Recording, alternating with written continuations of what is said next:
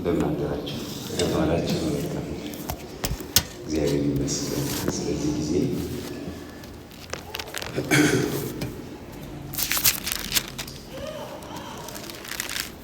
እኔም ባርኮኛል። ይሄ አሁን የሰማነው ቃል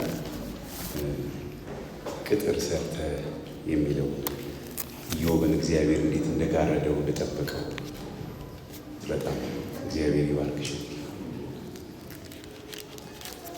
ባለፈው ጊዜ የተካፈልነውን ለመቋጨት ነው በልቤ ያለው እና የተካፈልነው ምናልባት ያልነበራችሁ ሰዎች እንደው እጃችሁ ጋር ምን ያህል ሰው አልነበረም ባለፈው ጊዜ? ኦኬ፣ ስለዚህ የተወሰነ ሰው አልነበረም። ቶሎ ቶሎ ለማስታወስ ሞክራለሁ።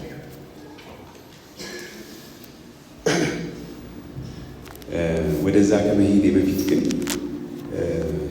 ጭንቅ ጥብብ የሚያደርግ ችግር ወይም የሆነ እንቆቅልሽ በግል ሕይወታችን ይገጥመናል በተለያየ ጊዜ።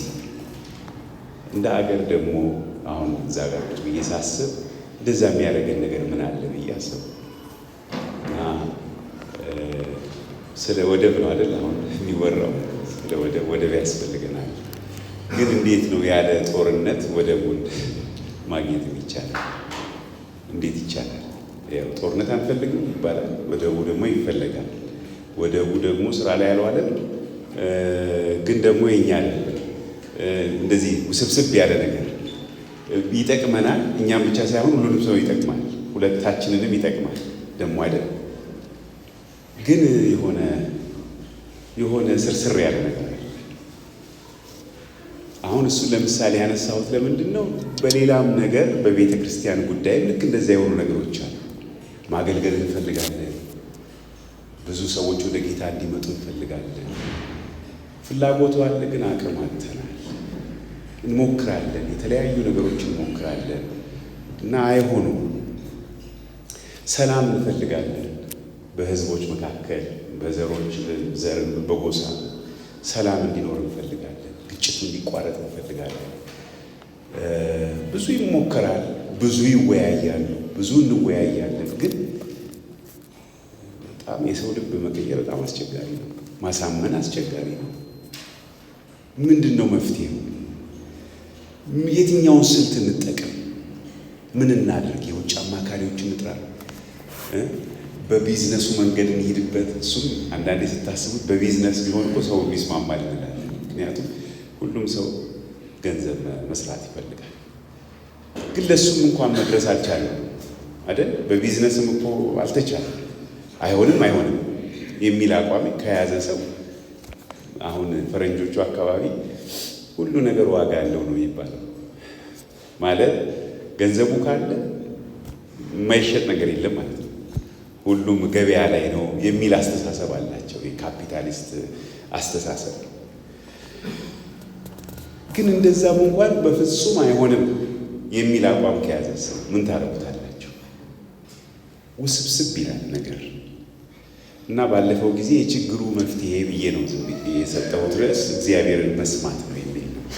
ዛሬ ይህችን ርዕሷን ትንሽ ቀየር ባደረጋት የተሻለው ስልት ጸሎት ነው ልበል። የተሻለው ስልት ጸሎት ነው። ግን ጸሎት ግን ዋን ዌይ ሳይሆን ቱ ዌይ። እኛም እናቀርባለን፣ እሱም ይናገረናል። እሱን ካልሰማነው እኛ ማውራታችን በራሱ ምንም ትርጉም አይሰጥም እና እግዚአብሔር በልዩ ልዩ ፈተና ውስጥ እንድናልፍ የሚፈቅድበት ምክንያት እንሰራበት ዘንድ ነው። ያዕቆብ መልእክት ላይ በመጠኑ አንስተን ነበር እና ጌታ ለደቀ መዛሙርቱ የነገራቸው ዮሐንስ ወንጌል ምዕራፍ 15 ላይ በእኔ ብትኖሩ ቃሎቼን በእናንተ ቢኖሩ የምትወዱትን ጠይቁ፣ ለምኑ ይሆንላችኋል እና ስለ ራሴ ነግሬያቸዋለሁ። እየሆነ ነው ወይ ብዬ ጠየቅኳችሁ። እናንተ እንዴት ነው የምትለምኑትን ነገር ሁሉ እግዚአብሔር እየመለሰላችሁ ነው ወይ ብዬ ጠይቄ ነበረ። ምክንያቱም ጌታ አይዋሽ። በእኔ ብትኖሩ ቅርንጫፍ በወይኑ ግንድ እንደሚኖር የምላችሁን ነገር ደግሞ በእናንተ ውስጥ ቢኖር የምትወዱትን ለምኑ ይሆንላችሁማል። በእኔ ሕይወት እየሆነ አይደለም አልኳቸው። በእናንተ እንጃ። በእኔ ሕይወት የምለምነው ሁሉ እየተፈጸመ አይደለም። ስለዚህ የሆነ ክፍተት አለ ማለት ነው በእኔም ሕይወት። እርግጠኛ ነኝ በእናንተም ሕይወት እንደዚያው ይመስለኛል። ምክንያቱ ምንድን ነው ብለን ስንመለከት እንዲሁ ቀጥታ ስናይ ንግግሩን ከሁለቱ አንዱ ጎድሏል ወይም ሁለቱም ጎድሏል።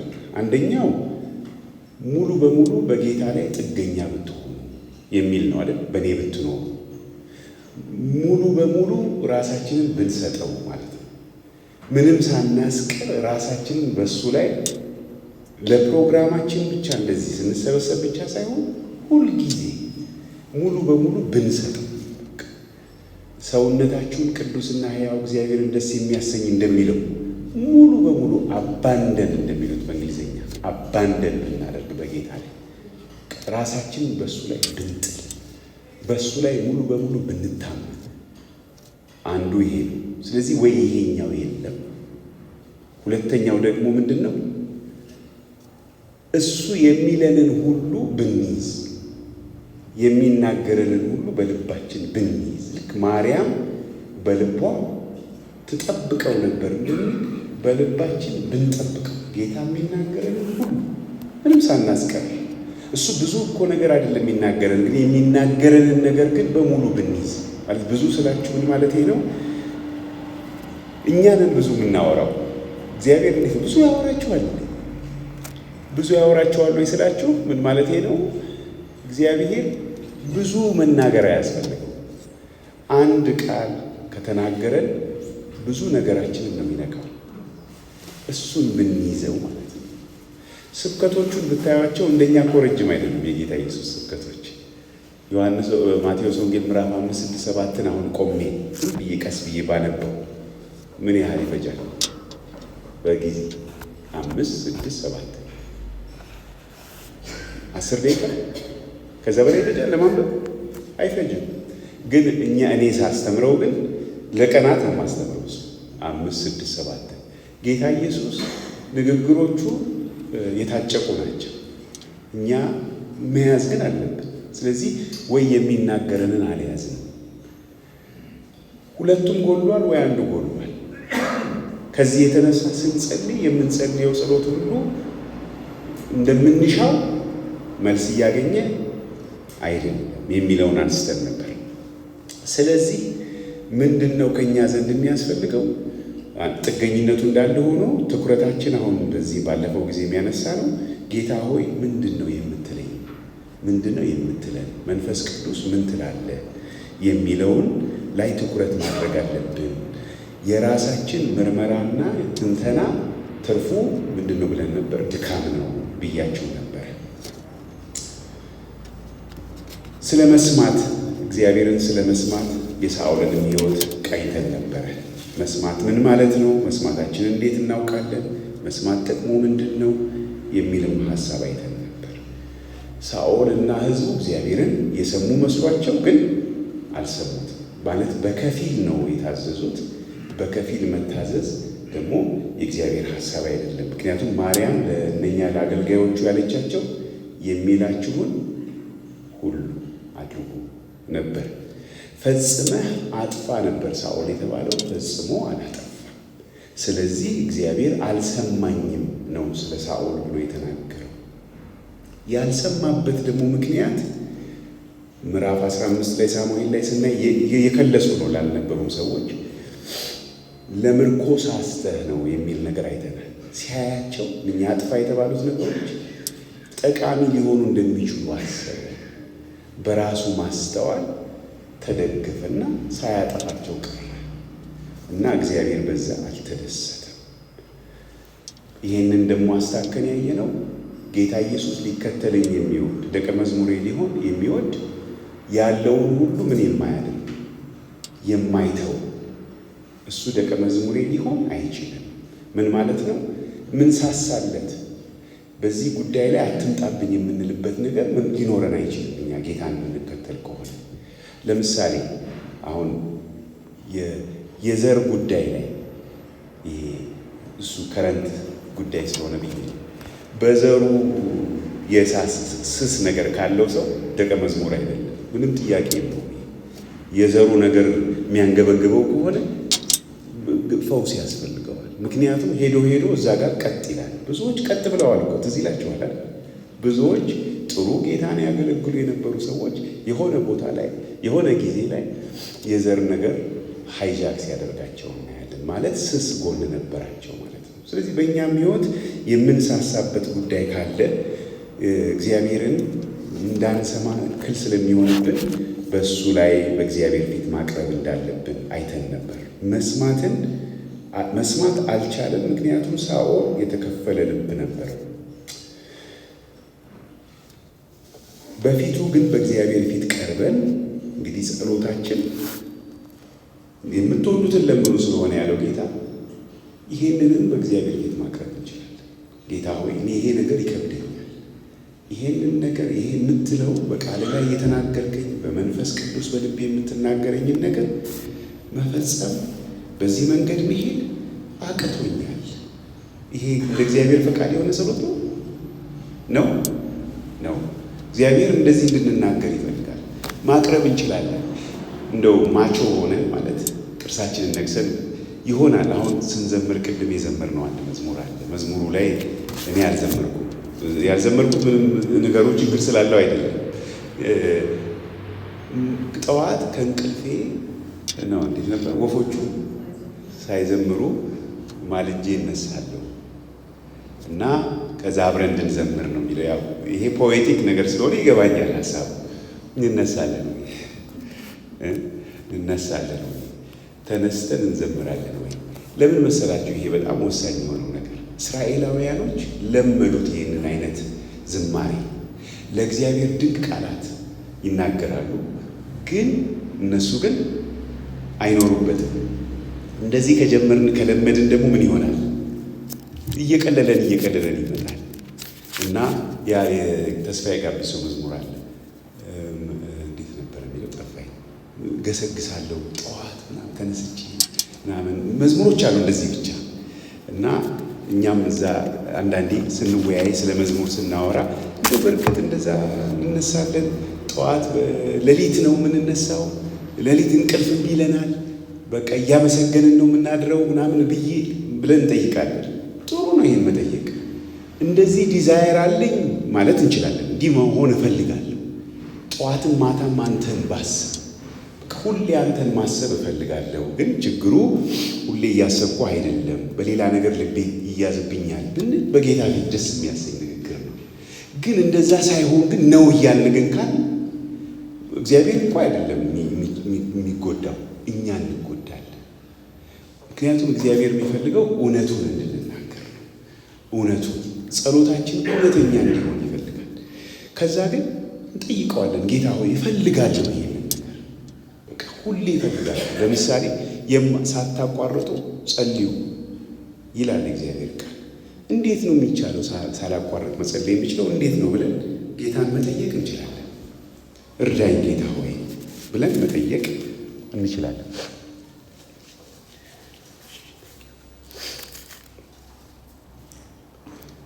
አሁን እግዚአብሔር መጨረሻ ያነሳናቸው ነጥቦች ውስጥ አንዱ ምንድን ነው? እግዚአብሔር የመስዋዕት ሱስ የለበትም።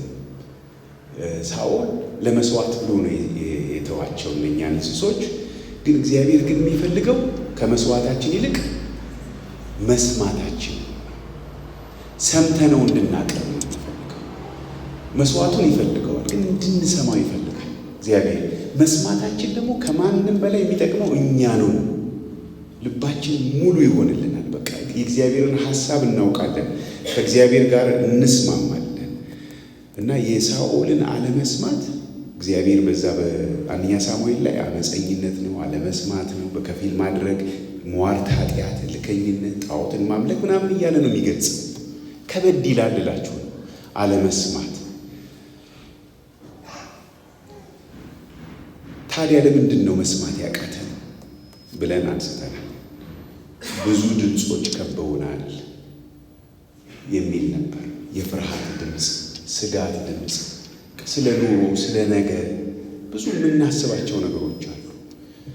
ቤተ ክርስቲያን እንዲህ ተሰብስበን ቁጭ ብለን እንኳን ሀሳባችን ወደ ሌላ ነገር ሊሄድብን ይችላል። ፈልገነው ሳይሆን ሳንፈልገው የልጆች ትምህርት ቤት ጉዳይ፣ የልጆች ጉዳይ ወላጆች ከሆኑ የትዳር ጉዳይ፣ የስራ ጉዳይ፣ የሀገር ጉዳይ የቢል አይባል ማለት የወጪ ጉዳይ እሱ አእምሯችንን ይዞ ሊሆን ይችላል። ለምን ያዘን አይባልም። እግዚአብሔር ይረዳል እኮ ይሄ ነገር ሲያስቸግረን እኮ ያውቃል። ስለዚህ እነዚህ ነገሮች ከነዚህ ነገሮች ሁሉ ወጥተን እርሱን ማዳመጥ ብዙ ጊዜ ከባድ ነው። በጸሎት ተንበርክካችሁ እናንተ እንደዚህ የምትሆኑ ከሆነ እስቲ ልጠይቅ። በጸሎት ጊዜ ተንበርክካችሁ የእናንተን ጉዳዮች ሁሉ አውርታችሁ አሁንም አይለቃችሁም ያ ችግር፣ ሌላ ነገር ለመስማት በማትችሉበት ሁኔታ ራሳችሁን አግኝታችሁ ታውቃላችሁ ወይ? እግዚአብሔር የሚናገረውን ለመስማት አቅቷችሁ ያውቃል ወይ? ለዚህ ነው ማንሰማው እንጂ የእግዚአብሔር ድምፅ ሩቅ ሆኖ አይደለም። እግዚአብሔር ሳይናገር ቀርቶ አይደለም። እግዚአብሔር በአንድም በሌላም መንገድ ይናገራል ሲል ኤሊሁ ታሪኩ ላይ ስንመለከት ኢዮብም አቅቶታል መስማት፣ የኢዮብ ጓደኞችን መስማት አቅቷቸዋል። ብዙ አወሩ። 32 ምዕራፍ 31 ምዕራፍ ተወራ። የእግዚአብሔር ሐሳብ ግን የለም። መጀመሪያ ምዕራፍ 1 ላይ ያለ እግዚአብሔር ሐሳብ፣ ከዛ ወዲያ የሰው ሐሳብ ነው ያለው። ጭቅጭቅ፣ ክርክር ነው። ኢዮብም ራሱን ይከላከላል፣ እነኚህም ሰዎች ይከሱታል። ከዛ ኤሊሁ ወጣቱ ዝም ብሎ ቆይቶ መናገር ሲጀምር እግዚአብሔር እኮ በአንድም በሌላ መንገድ ይናገራል፣ ሰው አያስተውልም አላቸው። ከዛ በኋላ ኤሊሁ የተናገረውን ከምዕራፍ 32 ጀምራችሁ እስከ ምዕራፍ 37 ስትሰሙ ከዛ እግዚአብሔር ቀጥታ ከተናገረው ጋር የኤሊሁ ንግግር አንድ ነው አይደለም? አንድ ነው። ለምን? ኤሊሁ ይሰማል። የኢዮብ ጓደኞች ያወራሉ፣ ይተነትናሉ። ብዙ ጊዜ እንደዛ ይሆናል። እኛ ብዙ የምንናገራቸው ነገሮች አሉ፣ ግን ከእግዚአብሔር ሐሳብ ጋር አይሄዱም ካልሰማን በስተቀር። እንዲሁ ብትጠይቁኝ ጽና ምን ይመስላል በዚህ ጉዳይ ላይ ብላችሁ ብትጠይቁኝ ስለ ማንኛውም ጉዳይ የሆነ ሐሳብ አለኝ። የእግዚአብሔር ሐሳብ ነው ማለት ግን አይደለም። ምናልባት መጽሐፍ ቅዱስ ውስጥ የማውቀው ጥቅስ ወይም ማውቃቸው ክፍሎችን እያነሳው የእስራኤልን ታሪክ፣ የሐዋርያትን፣ የቤተ ክርስቲያንን እያነሳው ትንተና ልሰጥ እችላለሁ። ይሄን ሁሉ ትንተና ሰጥቼ ግን የእግዚአብሔርን ሐሳብ ላልገልጠው እችላለሁ። እግዚአብሔርን ካልሰማሁት እንዴት አውቃለሁ? ለዚህ ነው እግዚአብሔር ስሙኝ የሚለው፣ አዳምጡኝ የሚለው። የሚሻለው መንገድ እሱ ነው የሚለውን ያልኩት ለዚህ ነው። የሚሻለው ስልት እግዚአብሔርን ማዳመጥ ነው። ብዙ ድምፅ አለ። ቅዱሳን በሶሻል ሚዲያ ብዙ ሐሳብ ይሰጣሉ። ብዙ ለእግዚአብሔር ግድ ብሏቸው ይሰጣሉ። የእግዚአብሔር ድምፅ የቱ ነው የሚለው ግን በጣም አጠያያቂ ነው። በኋላም እንደምናይ ማለት ባለፈውም ጊዜ ጀምረን ያቆምነው የሐጌን መጽሐፍ ትዝ ይላችሁ እንደሆነ በሐጌ መጽሐፍ ላይ ሕዝቡ የሚሉት ነገር እንዳለ እና ግን ከእግዚአብሔር ሐሳብ ጋር አብሮ ማሄድ እንደሆነ የተመለከትነው። መስማታችን ጥቅሙ ምንድን ነው? ለፍሬያማ ተግባር የሚያነሳሳ እሱ። ሳንሰማ ብዙ ልንሰራ እንችላለን፣ ብዙ ልናደርግ እንችላለን፣ ግን ብዙ ፍሬ ላይኖረው ይችላል።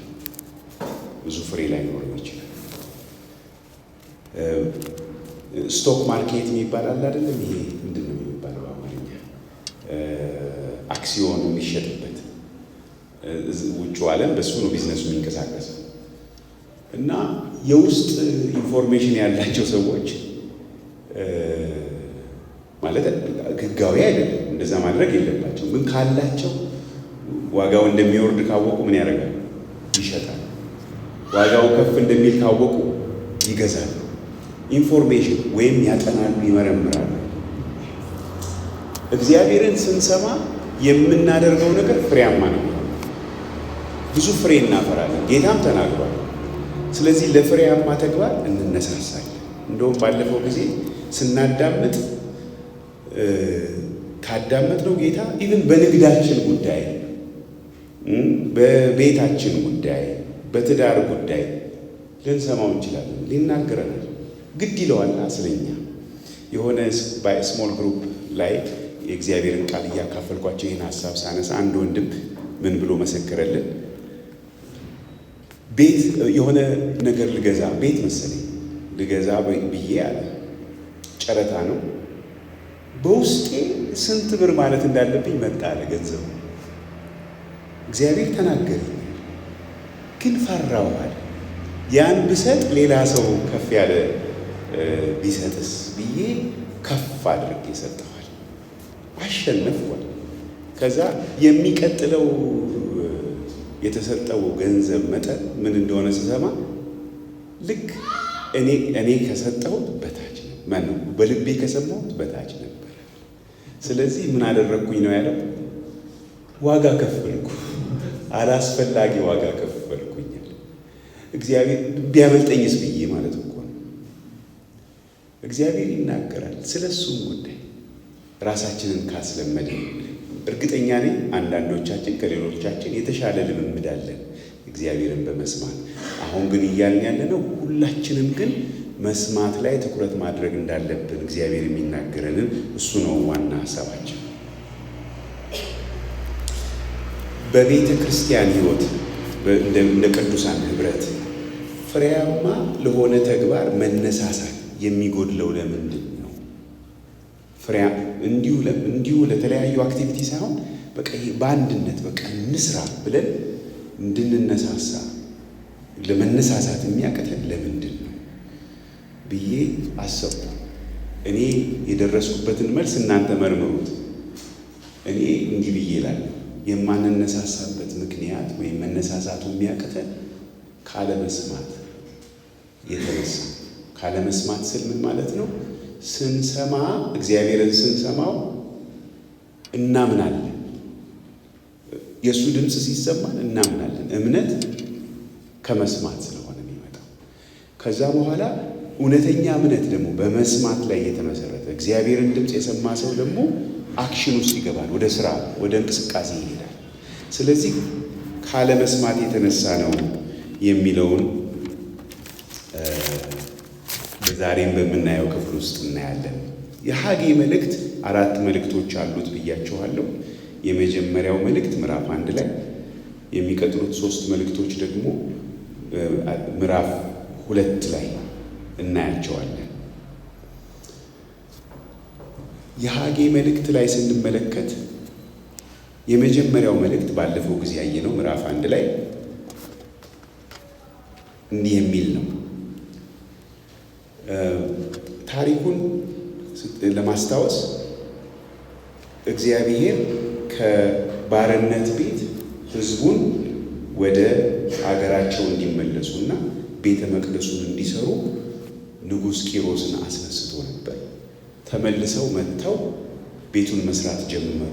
ይሄ በዕዝራ መጽሐፍ ውስጥ አለ። ከዛ በኋላ መስራት ከጀመሩ በ2 ዓመት ጊዜ ውስጥ ስራው ተስተጓጎለና ቆመ። ተቃዋሚዎች ተነሱባቸው። ከመንግስታት ጋር ከንጉሱ ጋር ግንኙነት ያላቸው ሰዎች ተነሱባቸው፣ አስቆሟቸው። ስራውም ለስንት ዓመት ቆመ? ለ16 ዓመት ያህል ቆመ። አሁን እግዚአብሔር ሐጌን አስነስቶ ስራውን እንዲቀጥሉ የተቋረጠውን ነገር እንዲቀጥሉ ነው። እንግዲህ የትንቢተ ሐጌና ዘካርያስ መጽሐፍ ላይ ያለው በተለይ የሐጌ መጽሐፍ ላይ ሁለቱም በአንድ ጊዜ ነው የተነሱት። ቀኖቹ ተዘርዝረውልናል።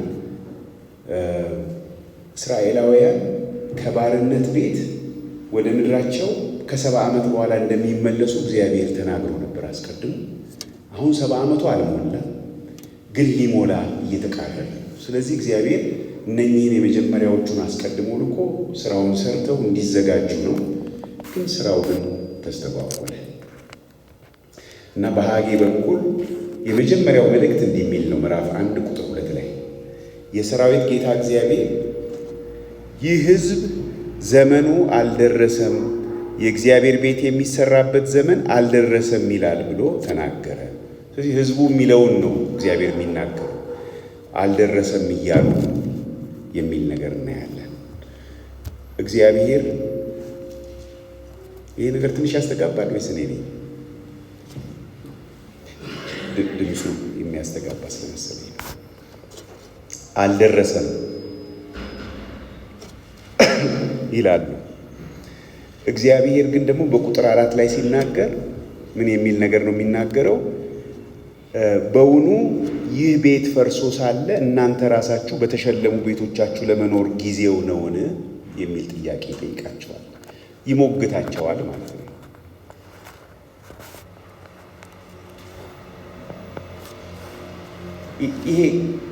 ይሄ ቤት አይሰራም እያሉ አይደለም አይደል? አይሰራም ወይም አይሰራ እያሉ አይደለም። ይሄ ቤት እንዲሰራ ህዝቡ ይፈልጋሉ፣ መሪዎቻቸው ይፈልጋሉ። ግን ስራው ተስተጓጉሎ ከቆመ በኋላ በየራሳቸው ስራ ተጠምደው ስለነበረ ለመዱት። ያንን ስራውን ሳይሰሩ መኖርን ለመዱ እና እግዚአብሔር ምን እያላቸው ነው? ጊዜው አይደለም የምትሉት ይሄ ቤት ፈርሶ እናንተ በተሸለሙ ቤቶቻችሁ ለመኖር ጊዜው ነውን? ልባችሁን በመንገዳችሁ ላይ አድርጉ አላቸው። ከዛ በኋላ አንዳንድ ፍንጭ ሰጣቸው። እስቲ ኑሯችሁን ተመልከቱ። በብዙ ነው የዘራችሁት ይላል ቁጥር 6 ላይ፣ ግን ያስገባችሁት ጥቂት ነው። በላችሁ፣ ነገር ግን አልጠገባችሁ። አንድ ሰው ይሄንን ምን አለ? እየበላችሁ ይርባችኋል ነው እያላችሁ ያለ። ከዛ ደግሞ ጠጣችሁ አልረካችሁ፣ እየጠጣችሁ ይጠማችኋል፣ እየለበሳችሁ ይበርዳችኋል። ሐሳቡ ምንድን ነው? እንደው ምንም የላችሁም ማለት አይቻልም፣ ግን ደግሞ አልረካችሁ። ሁልጊዜ ባለመርካት ውስጥ ነው ያላችሁ።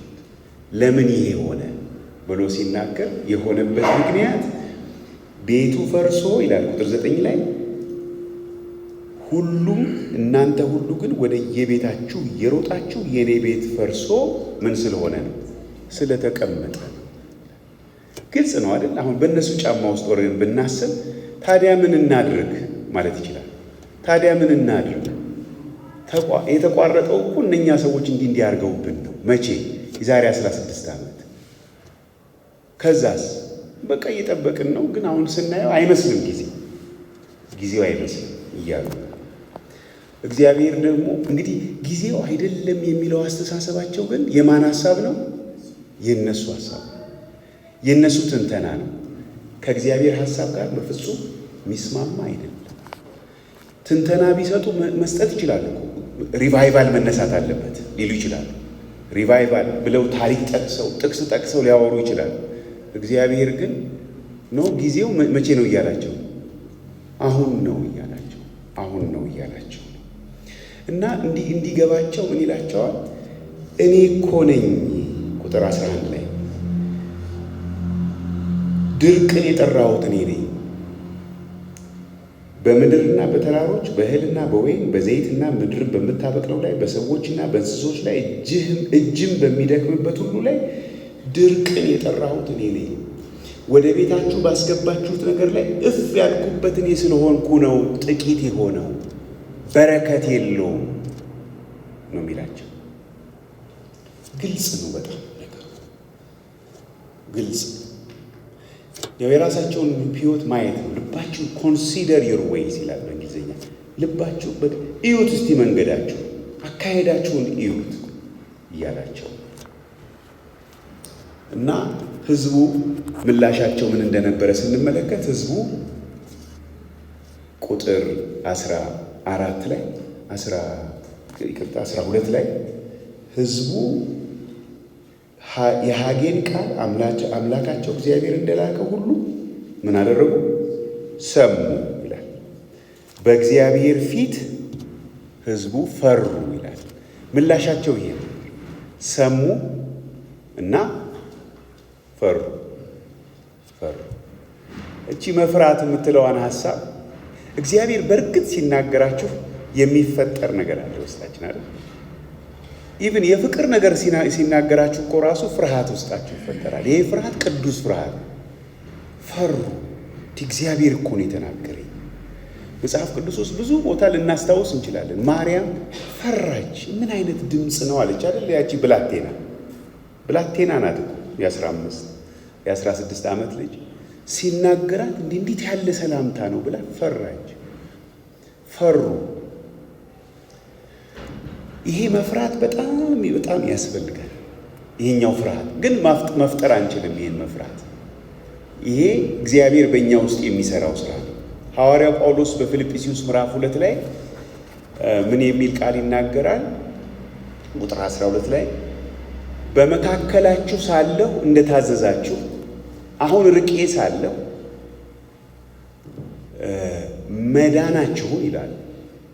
መዳናችሁን የሚለውን በዛ ክፍል መታዘዛችሁን ከሚለው ጋር ተለዋዋጭ ሐሳብ መዳናችሁን በፍርሃትና በመንቀጥቀጥ ፈጽሙ ወይም ታዘዙ፣ እየፈራችሁና እየተንቀጠቀጣችሁ። ይሄኛው ሐሳብ መንቀጥቀጥ። አሁን እኛ በጸጋ ዘመን የምንኖር ሰዎች መንቀጥቀጥ አለብን። እንግዲህ ጳውሎስ ነው ስለ ጸጋ የሚሰበከን፣ ስለ መፍራት ስለ መንቀጥቀጥ የሚያወራው እሱ። ይሄ ግን መፍራትና መንቀጥቀጥ የፍቅርም ነው እና ምን ይላል? በእናንተ ውስጥ መፈለግን ማድረግንም የሚሰራው እርሱ ስለሆነ የሚል መመሪያ ሐሳብ ይነግራቸው። እነኚህም ፈሩ። ልክ መፍራታቸውን ሲያይ እግዚአብሔር ወደዚህ ወደ ትሁት በቃሌም በድምፄ ወደሚንቀጠቀጥ ሰው እመለከታለሁ ያለ እግዚአብሔር ይህንን ሲያይ መልእክት እንደገና ተናገራቸው። ቁጥር 13 ላይ እኔ ከእናንተ ጋር ነኝ የሚል መልእክት፣ ሕዝቡን እኔ ከእናንተ ጋር ነኝ አላቸው። ከዛ በኋላ እሱም ብቻ ብሎ አላቆመም። የዘሩባቤልንም የኢያሱንም የካህኑን እንዲሁም የሕዝቡን መንፈስ አስነሳው። ልክ ሞተሩን ቀሰቀሰው ማለት ነው። እሱ ካላስነሳው በምን? ለዚህ ነው እሱ ጸሎቱ ይሻላል የምንለው። ለዚህ ነው እሱ ካላስነሳ እንደሚሞላ ሰዓት ከትንሽ ጊዜ በኋላ እንደገና ይጠፋል። ደግሞ ሌላ ትሪክ ልንጀምር ነው፣ ሌላ መንገድ ልንጀምር ነው። እሱ አድካሚ ነው በጣም። እግዚአብሔር ግን ሲያስነሳ ግን የእግዚአብሔርን ፕሮግራም ያከናውናሉ። እነኚህ ሰዎች አስነሳ። ከዛ ቁጥር መጨረሻው ላይ ምዕራፍ 1 መጨረሻ ላይ ምን ይላል? በስድስተኛው ወር ምናምን ብሎ ቀኑን ዘርዝሮ የእግዚአብሔርን ቤት ሰሩ። ሰሙ፣ ፈሩ፣ ሰሩ። መቀየር አንችልም። ይሄን ሰሩ ብሎ አይጀምርም። መስማት አለብን። ማዳመጥ ግድ ይላል። እዚህ ድረስ ብቻ ነበር ያየነው። አሁን ምዕራፍ 2 ላይ ግን ሄደን ስንመለከት ሌላ መልእክት በምዕራፍ 2 ላይ እግዚአብሔር ይናገራል። ሁለተኛው መልእክት በምዕራፍ 2 ላይ ያለው ቁጥር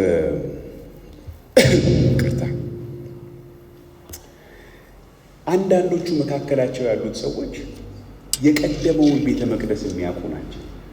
ማለት ከምርኮ በፊት የነበረውን ቤተ መቅደስ የድሮ ጴንጤ ምናምን የሚባል እንደዛ የሚሉ አይነት ናቸው። ድሮ እኮ ቸርች እንዲህ ነበረ፣ ቤተ ክርስቲያን እንዲህ ነበረ፣ ጸሎት ፕሮግራም እንዲህ ነበረ፣ መዝሙር እንዲህ ነበረ ምናምን የነበረው እነሱ ያለውን የአሁኑን እንቅስቃሴ ያዩና በዕዝራ መጽሐፍ ውስጥ ቀርቧል። ታዳጊዎቹ ደስ አላቸው፣ አዳዲሶቹ ደስ አላቸው ስራው በመጀመሩ።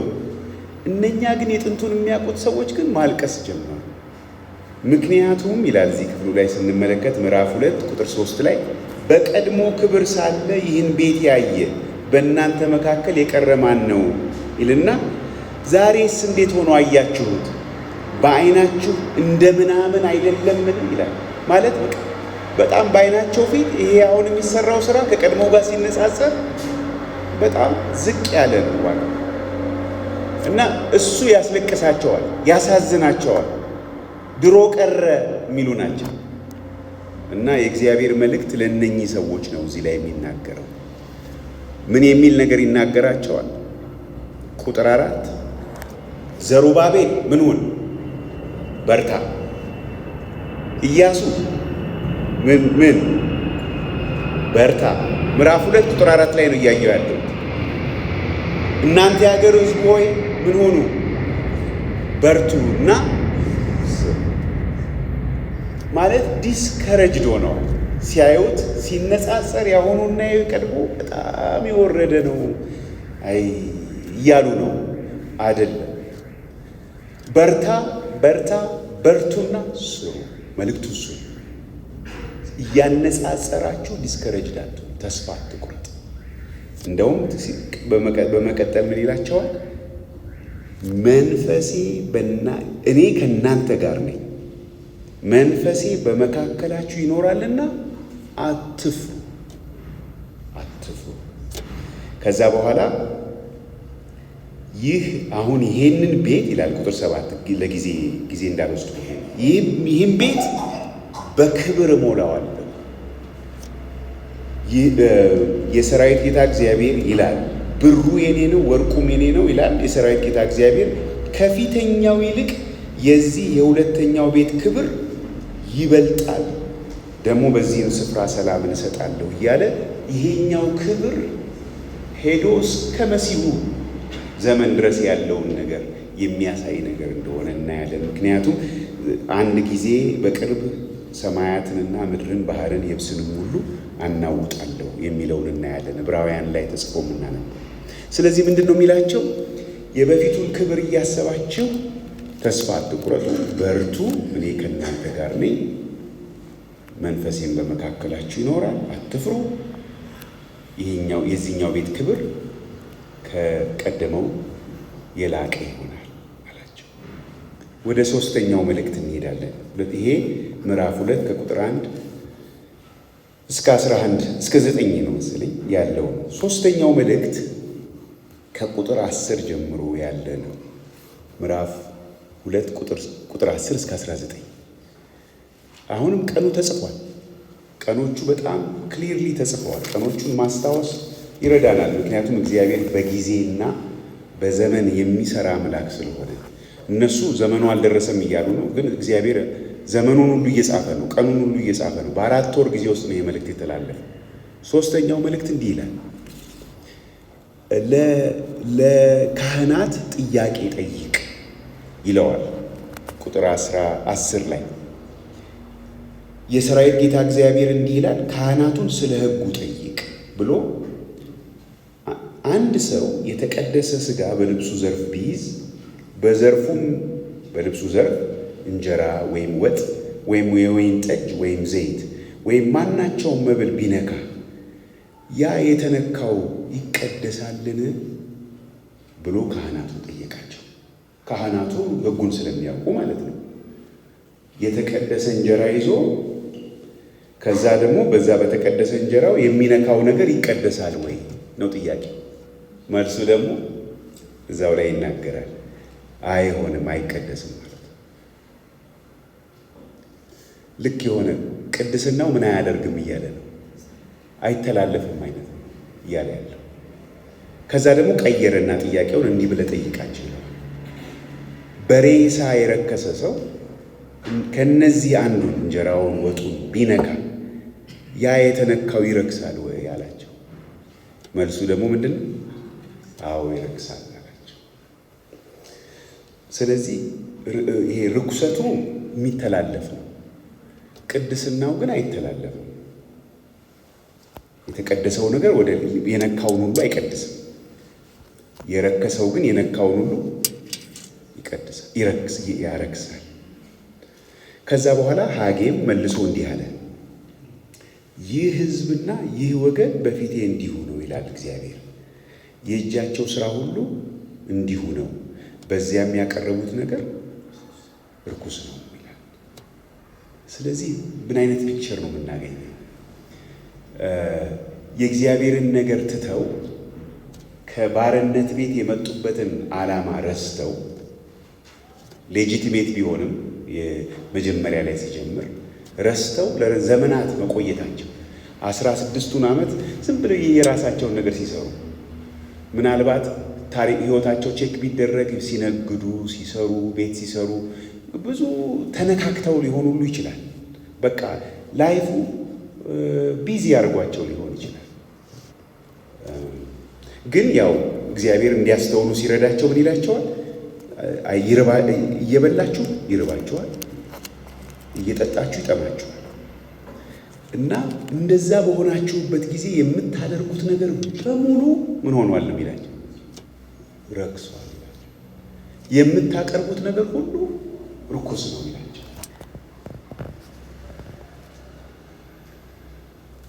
በደንብ ይህንን ሀሳብ ማግኘት ያስፈልጋል። የእግዚአብሔር ነገር ተትቶ የእግዚአብሔር ሀሳብ ተትቶ ተዘንግቶ ችላ ተብሎ በሌላ በብዙ ነገር አሁን ወላጆች ልጆቼ እዚህ ዩኒቨርሲቲ ገብተዋል ምናምን ብለው ደስ ይላቸዋል። አማኞች እንዴት ናቸው ልጆቼ? ያው ልጄ አሜሪካ ሄዷል። ምን ያደርጋል? ዩኒቨርሲቲ ገብተዋል። የት ዩኒቨርሲቲ? የሆነ አንድ ትልቅ ዩኒቨርሲቲ ሲጠሩ ምን እያሉ ነው? እግዚአብሔር እኮ ባርኮናል እያሉ። ግን የመባረካችን ምልክቱ እሱ ነው ወይ? እሱ ነው ወይ? የእግዚአብሔር ነገር በሕይወታችን እየተካሄደ ነው ወይ? ጌታ ኢየሱስ በማቴዎስ ምዕራፍ 6 ላይ የሚለው የእግዚአብሔርን መንግሥት ጽድቁንም ፈልጉ ነው ወይ? ወይስ ስንመዝነው ጥሩ ቤት ገዝቻለሁ፣ ልጆቼ ጥሩ ደረጃ ደርሰዋል፣ ልጆቹ ራሳቸው ጌታን ያውቃሉ ወይ? እነሱ ራሳቸው የልጆች ደህንነት የሚመዘነው ወይም የልጆች መባረክ የሚመዘነው በዩኒቨርሲቲ መግባት ነው ወይ? ዩኒቨርሲቲ በመጨረስ ነው ወይ? ትልቅ ደሞዝ በማግኘታቸው ነው ወይስ ራሳቸውን ሙሉ በሙሉ ለጌታ የሰጡ የጌታን ቃል በልባቸው ይዘው የሚኖሩ በመሆናቸው ነው የሚለካው? እሱን ነው አሁን እዚህ እያላቸው ያለው። ሁሉ ነገር ረክሷል አላቸው። እነሱ አልመሰላቸው። ለዚህ ነው ሕጉን እየጠቀሰ የሚናገራቸው። ተስፋ ሊያስቆርጣቸው አይደለም ይሄን የሚያነሳ፣ ሪያሊቲውን ነው የሚነግራቸው። ያሉበትን እውነታ እንዲያስተውሉት ነው ይሄን የሚነግራቸው። ከዛ በኋላ ግን ምን ይላቸዋል? ኦልሬዲ ሰምተዋል አይደል? ሰምተዋል፣ ፈርተዋል። እግዚአብሔርም እኔ ከእናንተ ጋር ነኝ ብሏቸዋል። ስለዚህ ይሄን ያነሳና ምን ይላቸዋል? አሁን ቁጥር 16 ላይ ቅርታ ወደታች ወርደን ቁጥር 17 ላይ ያው ይጠቅስላቸዋል እንደገና። በእጃችሁ ሥራ ሁሉ ላይ በዋግና በአረማሞ በበረዶም መታዋችሁ፣ እናንተ ግን ወደ እኔ አልተመለሳችሁም ይላል እግዚአብሔር። እንግዲህ በዚያን ዘመን በሚገጥማቸው ፈተናና ችግር ሁሉ እግዚአብሔር እንዲመለሱ እየጠበቀ ነበር። አልተመለሱም ነበር።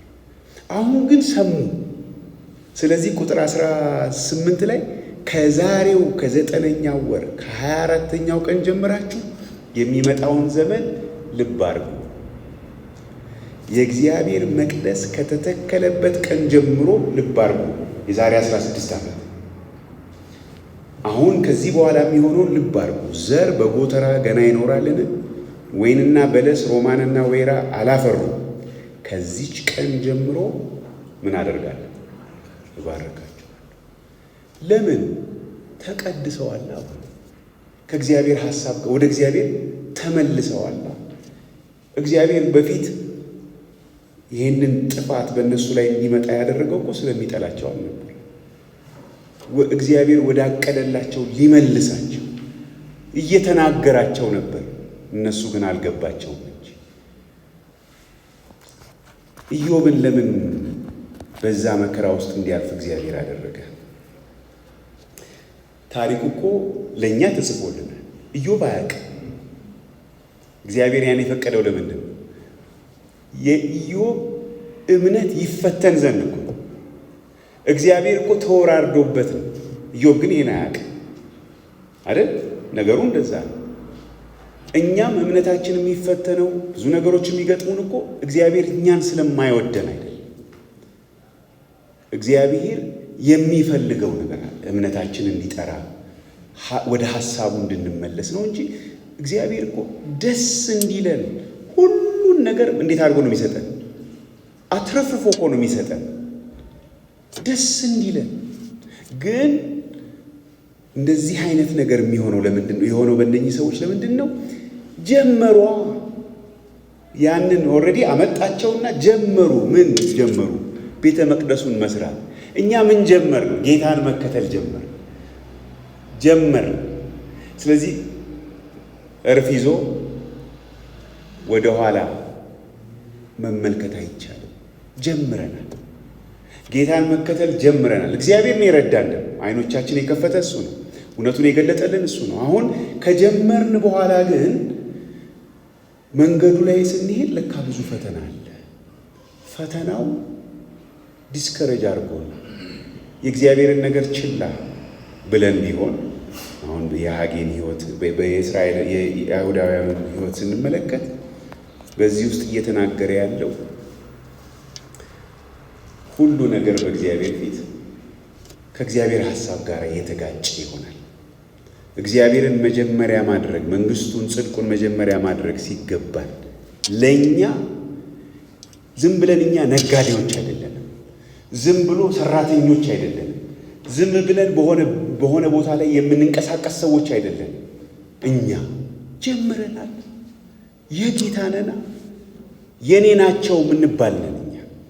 ስለዚህ እግረ መንገዳችንን ነው እንጂ ሌሎቹን ነገሮች የምናደርገው፣ ትዳሩንም የምናካሄደው፣ ልጆች የምናሳድገው፣ ስራ የምንሰራው እግረ መንገዳችን ነው እንጂ ዋና ነገራችን ግን የጌታ ተከታዮች ነው፣ የጌታ ደቀ መዛሙርት ነው።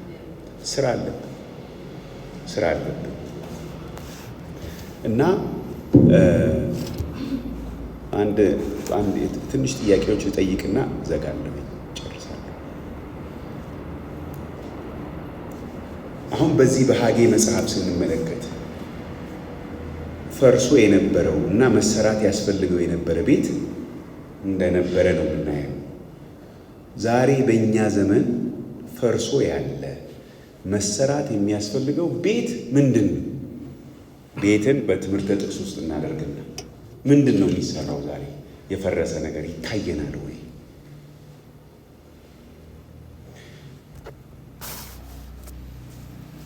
ለእኔ ቤት ይሻለኛል ብለን እንዘምራለን። ለምሳሌ ቤት ስንል ምን ይህንን ማለታችን ነው? ህንፃው ማለታችን ነው? አይደለም። ግልጽ ነው።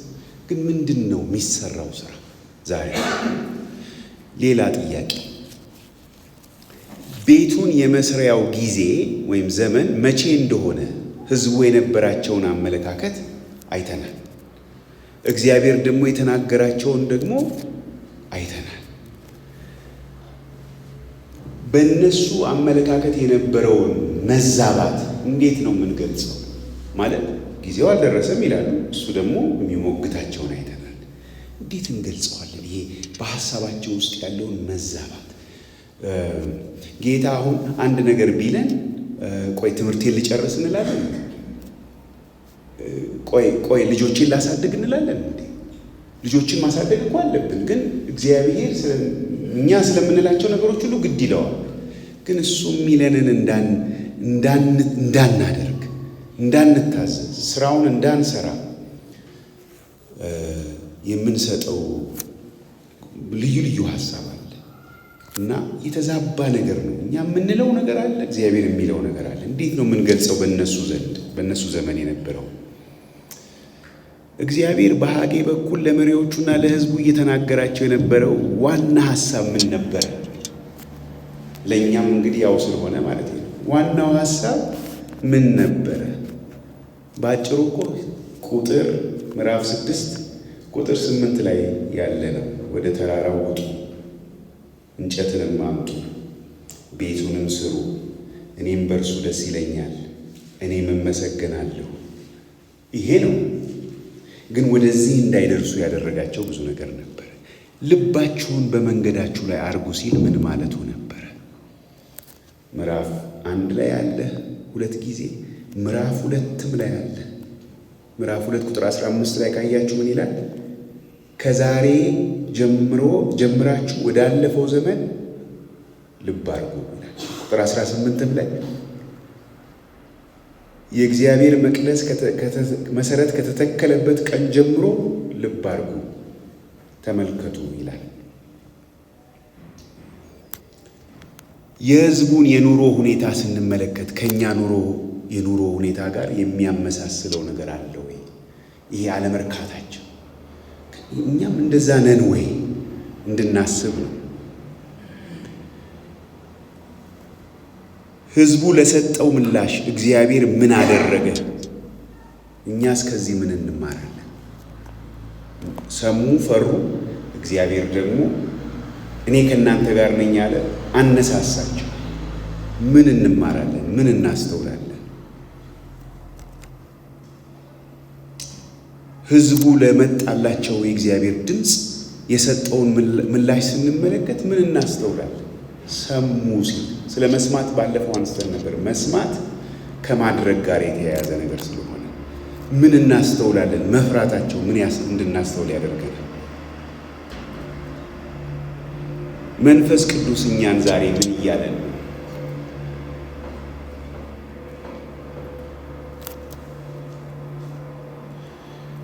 እግዚአብሔርን መስማት ለፍሬያማ ተግባር እንደሚያነሳሳን በዚህ በሐጌ ውስጥ እንዳየን የራሳችን አመለካከትና ሐሳብ ሳይከለክለን ጌታ የሚለውን ለመስማት እንድንችል ልንወስዳቸው የሚገቡ ቀጣይ እርምጃዎች ምንድን ናቸው?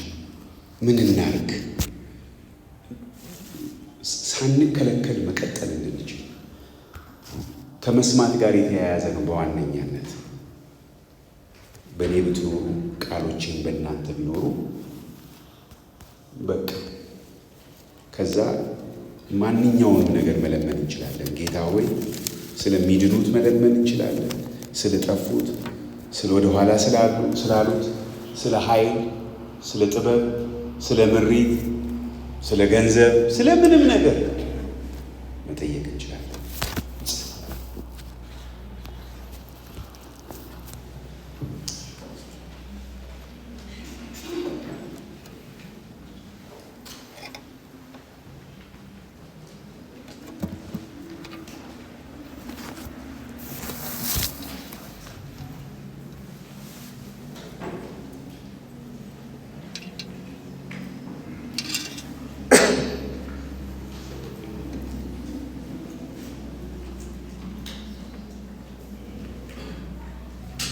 እግዚአብሔር ሕዝቡን ሲሞግት አንዳች የኩነኔ ድምፅ ግን አላሰማቸውም። ይሞግታቸዋል፣ ሚስጥሩን ይነግራቸዋል፣ ከዛ ያበረታታቸዋል። ለእኛም እንደዚሁ የመኮነን ስሜት ሊሰማን ፈጽሞ አይገባም። ነገር ግን ምን እያልክ ነው ጌታ ሆይ? ምን እያልከኝ ነው? ምን እያልከን ነው እንድንለው ነው ጌታ።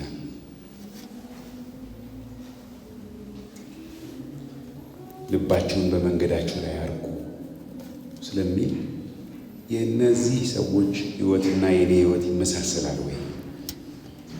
ይመሳሰልበት ቦታ አለ ወይ?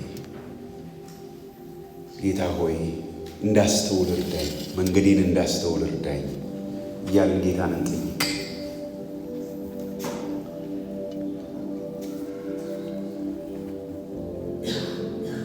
ብዙ ድካም አለ በቅዱሳን መካከል። ድካም አለ ስላችሁ የእግዚአብሔር ስራ፣ የወንጌል ስራ የሚሰራው በተወሰኑ ሰዎች አይደለም። የወንጌል ስራ የሚሰራው በአካሉ ነው። አካሉ እየተንቀሳቀሰ አይደለም። አካሉ ዲስከረጅድ ነው፣ ተስፋ የቆረጠ ይመስላል። በውስጡ ፍላጎት አለ፣ እግዚአብሔር የሰጠው ፍላጎት በቅዱሳን ሕይወት ውስጥ አለ። ማድረግ ግን ተስኖናል። በሌላ ነገር ተይዘናል፣ በኑሮ ተይዘናል። ስለዚህ ጌታ ሆይ ምን እያልክ ነው? ምን እያልክ ነው? መንፈስ ለአብያተ ክርስቲያናት የሚናገረውን ጆሮ ያለው ይስማ ይላል በራእይ መጽሐፍ። ጌታ እነኚህን የሐጌ ላይ የሚናገራቸውን ሰዎች ጊዜው ስለደረሰ ነው እኮ እንደዚህ የሚናገራቸው። 70 ዓመት ሊሞላ ነው። እግዚአብሔር በፕሮግራም ነው የሚናገረው። በእኛም ሕይወት እንደዚሁ ነው። የእሱ ፕሮግራም አለ፣ የእሱ እቅድ አለ። የሚድኑ ሰዎች አሉ። አዝመራው ነጥቷል፣ ዓይናችሁን አንስታችሁ እርሻውን ተመልከቱ። እናንተ 4 ወር ቀርቷል ትሉ የለምን? እነሆ አዝመራው ነጥቷል። ዮሐንስ ወንጌል ምዕራፍ 4 ላይ ምን እያለን ነው ጌታ? የምን ጊዜ ነው ይሄ ጊዜ? ምን ልንሰራ ነው ጌታ ምንድን ነው የሰጠን? በእጃችን ያስቀመጠው አደራ ምንድን ነው? የተወሰኑ ሰዎች አይደሉም ይህን ስራ የሚሰሩት። እያንዳንዳችን ከባርነት ቤት አይሁዳውያን የወጡት ይህን ስራ ሊሰሩ ነው የተላኩት። እግዚአብሔርን የማያውቀውን ንጉሥ አስነስቶ አስታጥቆ የላካቸው ስራ እንዲሰሩ። እኛንም ከባርነት ቤት እግዚአብሔር ያወጣን በዓላማ ነው። በስም እየጠራ በጎቹን ያስወጣቸዋል ይላል። በስም ያውቀናል። እያንዳንዳችንን ጌታ ያውቀናል። ልዩ ልዩ ነገር ሰጥቶናል። ልዩ ልዩ ሸክም ሰጥቶናል። ግን አብረን እንድንሰራ ነው የሚፈልገው ጌታ። በአንድነት እንድንሰራ ነው የሚፈልገው። ለፊልጵስዩስ አማኞች ስለ ወንጌል እንደ አንድ ሰው እንዲጋደሉ የሚናገረውን እናነባለን። ፊልጵስዩስ ምዕራፍ 1 ቁጥር 27 ላይ በአንድ መንፈስ በአንድ ልብ ሆነው እንዲጋደሉ። አንድ መሆን አቅቷቸው ነበር። ሐሳባቸው ተከፋፍሎ ነበረ። ስለዚህ ጌታ እያለን ያለው ነገር አለ። ስናየው ስራውን እንደ ተራራ ይመስለን ይሆናል። አንተ ተራራ ሆይ በዘሩባቤል ፊት ምንድነህ የተባለው ስለዚሁ ታሪክ ነው። ደልዳላ ሜዳ ትሆናለህ በመንፈሴ እንጂ በኃይልና በብርታት አይደለም የተባለው ዘሩባቤል ስለዚህ ጉዳይ ነው። አሁን ስለምናወራው ነው። እኔ ከእናንተ ጋር ነኝ፣ መንፈሴ ከእናንተ ጋር ነው። ጌታው ይሄኛውስ ጉዳይ የምንለውን ነገር እናቅርብ በፊቱ። ትካዜህን በእግዚአብሔር ላይ ጣል፣ የሚያሳስባችሁን ሁሉ በእርሱ ላይ ጣሉት። ከኃይለኛው ከእግዚአብሔር እጅ በታች ራሳችሁን አዋርዱ፣ በጊዜው ከፍ እንዲያደርጋችሁ። ከጨዋታ ውጭ የሆነ ሰው አለ እዚህ መካከል። ከአገልግሎት ውጭ የሆነ ሰው ተሰናክሎ ተስፋ ቆርጦ በተለያየ ምክንያት ለእግዚአብሔር እንንገረው። በሰይጣን ተታሎ በሰይጣን ተኮንኖ ተከሶ ለኢያሱ ይላል እኮ እዚህ ክፍል ላይ ዘካርያስ ላይ ስትመለከቱ ዲያብሎስን እግዚአብሔር ይገስጽህ ሲለው እናነባለን። ቀይሩለት፣ ይሄንን እድፋሙን ልብሱን ቀይሩለት ሲባል እናያለን። ተስፋ ሲሰጠው እናያለን። ስለዚህ እግዚአብሔር በዚህ ስፍራ ለሱ ስራ ያላጨው አንድ ሰው የለም። ሁሉም ታጭቷል ለእግዚአብሔር ስራ። ዛሬ ደግሞ አይደለም የታጨነው፣ ገና ዓለም ሳይፈጠር በፊት ሁሉም ታናሽ ነኝ የሚል ሰው እዚህ ስፍራ የለም። ማንም ታናሽ ነኝ አይበል። ኤርምያስ ታናሽ ነኝ አትበል ነው ያለው። በኃይል ስላልሆነ በእኛ ጥበብ ስላልሆነ ታናናሾች የሚደርሷቸው ሰዎች አሉ። ታናናሾች የሚያገለግሉት አገልግሎት አለ።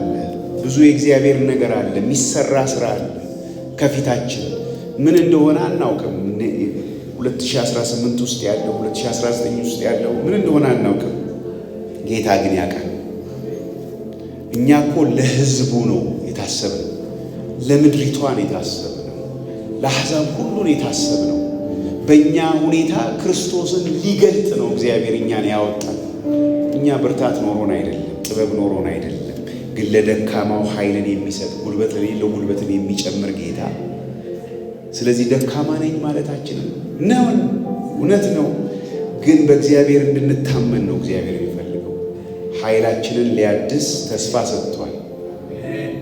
ስለዚህ ዛሬ ምናልባት እንግዲህ ጌታ ማንን ምን እንደሚናገር እኛ አናውቅ። ግን የሚናገረው ነገር አለ። ጌታ የሚናገራችሁ ነገር አለ። ለታናናሾቹ ራሱ የሚናገራችሁ ነገር እግዚአብሔር እንዳለው እናውቃለን። ጌታ ይናገራል። እንድታስተውሉ እንድናስተውል ያስፈልጋል። ስራ አለብን። የእግዚአብሔርን ነገር ችላ ማለት በፍጹም አይበጀንም። የእግዚአብሔርን ነገር ያስቀደሙ ሰዎች በሌላው ነገር ሁሉ ፍሬያማ ይሆናሉ። ይሄ ደግሞ ብዙ ምስክርነት አለ። እኛ የእሱን ስራ ስንሰራ እሱ የእኛን ስራ ይሰራል። እሱን ስናስቀድም በትምህርታችን ከፍተኛ ነው የምንሆነው። አእምሯችንን እግዚአብሔር ይከፍተዋል። በስራችን ሁሉ ታማኞች እንሆናለን። በስራችን ፍሬያማ እንሆናለን። ሞገስ ይሆንልናል ጌታ። አስቸጋሪ አጣብቂኝ በሆነ ቦታ ላይ እግዚአብሔር ጥበብ ይሰጠናል፣ መፈራት ይሰጠናል። በአለቆቻችን ፊት መፈራት ይሰጠናል። ብዙ ምሳሌዎች አሉ። ግን የእግዚአብሔርን ነገር ማስቀደም አለብን። እግዚአብሔር የተናገረንን ነገር የረሳነው ነገር ሊኖር ይችላል።